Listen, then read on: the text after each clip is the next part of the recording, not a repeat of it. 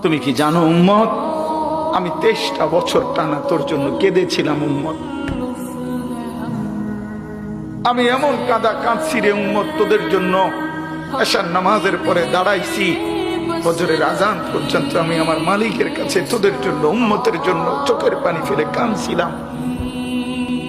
আমার এত চোখের পানি তোর দিল গলাইতে পারলো না।